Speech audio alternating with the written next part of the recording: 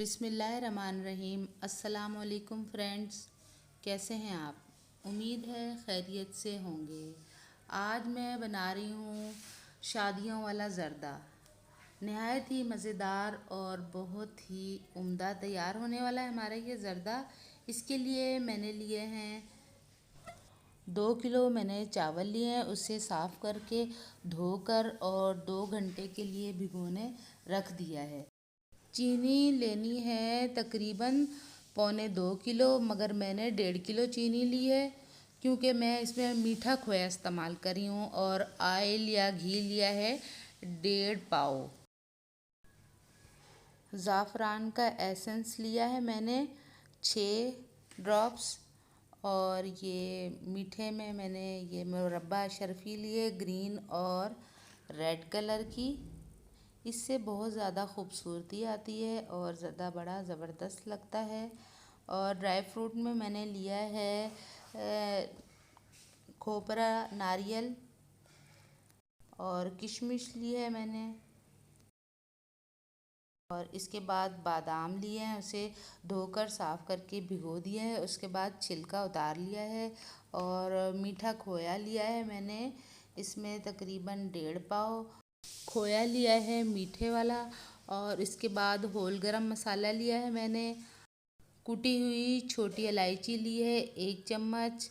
और अब हम एक पतीला लेंगे और उसमें तकरीबन 4.5 किलो पानी ऐड कर देंगे। और फिर उसमें मैंने होल गरम मसाला ऐड किया है। होल गरम मसाले में मैंने दारचीनी, फूल बादियान, 3 अदद बड़ी इलायची और लौंग ऐड किया है। उसके बाद 1 टेबलस्पून मैंने इसमें ज़र्दे का रंग ऐड कर दिया है। और थोड़ी सी कुटी हुई इलायची भी ऐड कर दी है, मैंने साबुत नहीं ऐड की। पानी को बॉयल होने तक पकाएंगे और इसके बाद हम इसमें धुले हुए और 2 घंटे पहले भीगे हुए चावल ऐड कर देंगे। चावल ऐड करने के बाद हम इसे तकरीबन 8 से 10 मिनट तक पकाएंगे।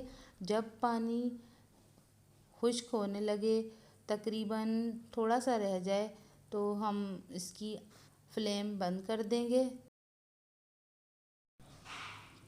चावल बॉयल हो चुके हैं और हमने इसे 100% ही पकाना है, 80 या 90% नहीं पकाना। अब एक पतीला लिया है, उसमें हम घी ऐड करेंगे। और इसके बाद इसमें तमाम ड्राई फ्रूट्स वगैरह डाल के उसे रोस्ट कर लेंगे।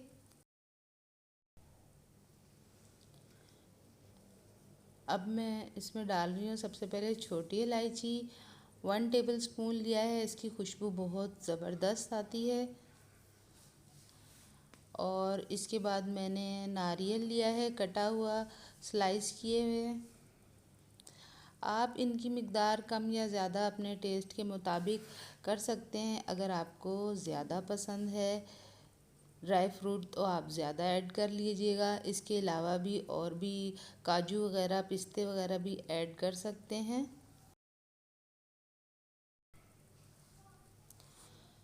नट्स को अच्छी तरह से फ्राई कर लें। माशाल्लाह बहुत ज़बरदस्त खुशबू आ रही है इसकी। फ्राई करने के बाद हम इसे दोबारा निकाल लेंगे और इसी पतीले में अब हम 1 कप दूध डालेंगे। और इसके बाद हम इसमें जो मैंने चीनी ली थी 1.5 किलो, वो ऐड कर देंगे। चीनी ऐड करने के बाद हम इसे कुछ देर तक पकाएंगे। इतनी देर पकाएंगे जब तक चीनी इसमें मेल्ट हो जाए। चम्मच मुस्तकिल चलाते रहना है और ख़याल रखना है कि चीनी नीचे लगे नहीं और इसका कलर ब्राउन ना हो। अब इसमें मैं ऐड कर रही हूँ ज़ाफ़रान का एसेंस। इसकी खुशबू बहुत अच्छी होती है और जायका भी बहुत अच्छा होता है। ये देखें, शुगर मेल्ट होती जा रही है, काफ़ी हद तक मेल्ट हो चुकी है। बस हमने इसका शीरा नहीं बनाना, गाढ़ी गाढ़ी ही चीनी रखनी है। अब जो वो चावल बॉईल किए थे उसका पानी निकाल लिया था, अब वो तमाम चावल इसमें ऐड कर देंगे और इसे हल्के हाथ से मिक्स कर लेंगे। ज़्यादा चम्मच नहीं मारने, क्योंकि इस तरह से हमारे चावल टूट जाएंगे और ख़राब हो जाएंगे।